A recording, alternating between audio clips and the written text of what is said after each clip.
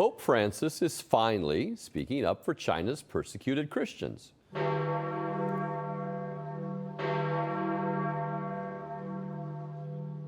Join us now with this great news, Church Militant's Rome correspondent, Dr. Jules Gomes. Jules, breaking news, the Vatican's deafening silence over China's persecution of Christians there is finally ending?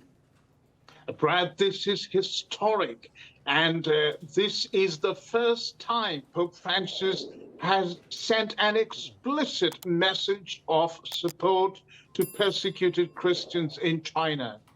Well, it just happened right before the show. We're preparing for things, and all of a sudden this comes across the wire, so we wanted to loop that in. What actually is the Pope saying here? Well, Francis was delivering his normal Wednesday audience, but today happens to be the World Day of Prayer for the Church in China. And while he has never referred to China so explicitly or even prayed for China, I mean, we've done so many stories where we've reported about how he's prayed for, a country so remote that you haven't even heard of it, but he's not prayed for China.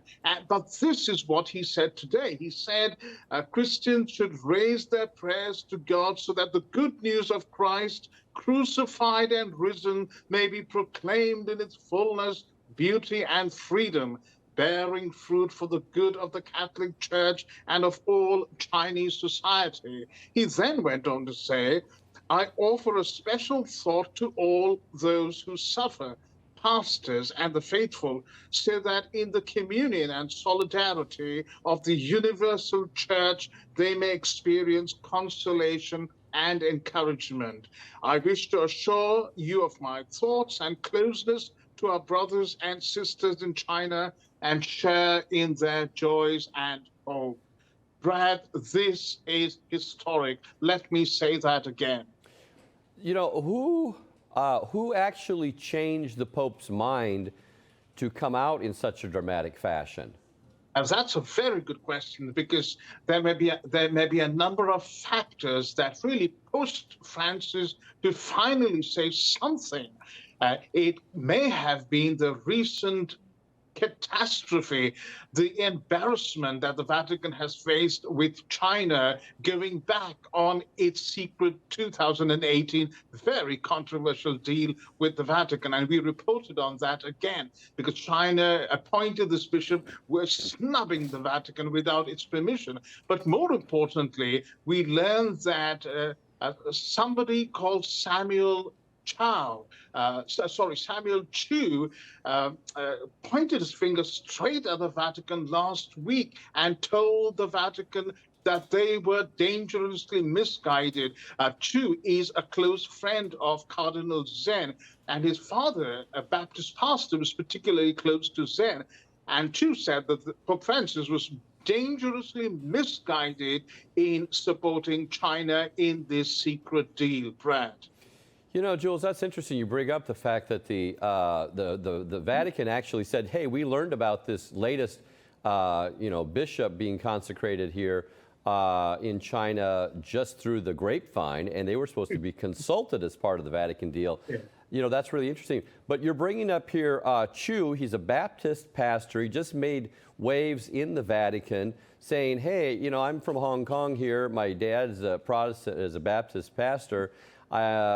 Why are you being so deaf over the deafening silence over China faith washing Christians over here and the human rights violations? So the question is, if Francis would not listen to folks like Hong Kong's former bishop, Cardinal Zen, why, and who was very vocal about all the same things, said the same thing that Chu just got done telling the Pope, why would he listen to Zen's friend, the son of a Baptist pastor?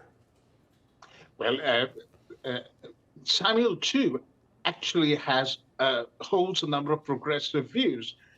He is a big fan of Pope Francis, and I suspect, Pope Francis in his usual mode doesn't listen to faithful Catholics, but if a Protestant told him something, he probably paid far more attention to this. Or if a Muslim said something, he would pay even more attention. We know that. But Chu was direct. He was scathing. He said, my message to the church today is whatever deal you think you have isn't worth the paper it's printed on. And he said, do you want to trust a deal with people who have a history of breaking them? He talked about how a number of nations were sports washing China by, joining the Olympics. And in the same way, the Vatican is faith washing China, he said, by baptizing or washing away the sins of the regime. These are his exact words. That's interesting that Chu, who is a Protestant Baptist, would actually turn to the church and say, you're the problem here, why China has gone bad. And not only you're the problem, but say your Vatican Accord, the accord that you had with China that you did in 2018, is the problem that caused an increase or ramping up of persecution in China. That's very interesting. Absolutely. And particularly interesting in the light of the fact that there are other people, like the recently appointed Bishop of Hong Kong, Bishop Stephen Chow, a Jesuit, who just went to Beijing last month, and he was interviewed by the oldest Jesuit magazine in the world, La Civiltà Cattolica, by Antonio Spadaro, the editor, another Jesuit, and he actually supported the whole, Pope Francis's deal, tried to gloss over all the cracks there and said, oh, it's just working out fine. We need to keep dialoguing more. Yeah, Bishop Chu, or Bishop Chow, excuse me, who is a Jesuit, the current Bishop of Hong Kong, is actually sucking up to the Vatican. In the very midst of now the Pope coming out and saying, hey, China, basically, you need to relax your persecution on Christians over there. There's an interesting triangle. Let's go into this for a moment. An interesting triangle is forming here, Jules. Can you tell us more about the third leg of this triangle? Yes, the third leg is even more interesting because Bishop Chow is not only, sucking up is an understatement, because in the interview he was asked about China's Sinicization of Christianity, which we know has been utterly brutal. People are supposed to sing hymns to Chairman Mao and Xi in a church service. But the good Bishop of Hong Kong, Bishop Stephen Chow, just shrugged his shoulders and said, well, this is a form of enculturation, and we need to understand them more. And, instead of talking about human rights, we need to talk about the dignity of the human being and listen more carefully to what China is saying about harmony. Now, the third leg is Italy's Prime Minister Giorgia Meloni, who has never been a big fan of China. And she, somebody very close to her, has just commented last week that she's going to pull out. Italy is going to pull out of the Belt and Road Initiative. China poured $2.5 billion into Italy for various infrastructure works in 2019. And at that time, Conte, a left-wing politician, was the prime minister. Italy needs to renew the Road and Belt Initiative by the end of the year, and Meloni has told the G7, from what we hear, that she is not going to renew it. Now, this could be, this is the third leg of the triangle, but this could be very well another reason why Pope Francis is now being pushed to speak out on China, because Italy itself is considering loosening ties with the Communist Party there. Did Meloni, Jules, did Meloni come out and specifically say why she's withdrawing from the Beltway Accord with China?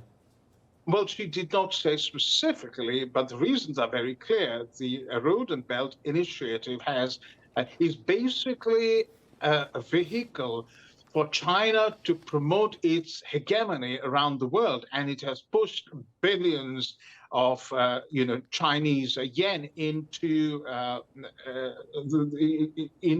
over 150 countries and world institutions. And Maloney is well aware of the increasing influence, a pernicious influence this dragon is having over Italy. Well, that's interesting, Jules. I really appreciate you bringing up the fact that, one, you have Chu, a Baptist pastor, who, son of a Baptist pastor, who is speaking to Pope Francis, who he generally listens to more often, like you say, than other Catholics, such as even Cardinal Zen. Then you also have, in the midst of that, with Italy pulling back from this accord that it has with China, and also the recent, it wasn't, was it a month or so ago, we did a Rome Dispatch on the China going ahead and naming bishops without actually having the Vatican looped in. So yes, that's kind of interesting. All of a sudden, the Vatican is starting to speak up now. I would like to think Chu had something to do with it. It wasn't just the politics of being snubbed by China over a bishop, or just came down to money in Italy. I'd really like to think it was about, heartfelt measures towards the Christians who are suffering over there. Do you think, just off the cuff, do you think that this latest statement by Pope Francis, do you think that's going to fall on deaf ears in China, just your own musing, or do you think that China actually will make some effort to relax its persecution of Christians there? I don't think China is going to relax its persecution of Christians. In fact, China will react, or the response won't be so overt, but China is definitely going to look for some way it can rat Pope Francis's knuckles, because, Pope Francis has finally opened his mouth, stood up for the church there, and China is not going to like this one bit, Brad. I think you're right. Well, China is persecuting Christians like never before, and critics all say, it goes back to that secret deal the Vatican struck with China in 2018 and recently renewed. So will the Pope's latest plea for China's Christians fall on deaf ears or not? That remains to be seen. But Jules, this breaking news is at least a little light in a very dark storm. Thank you very much. Thank you, Brad.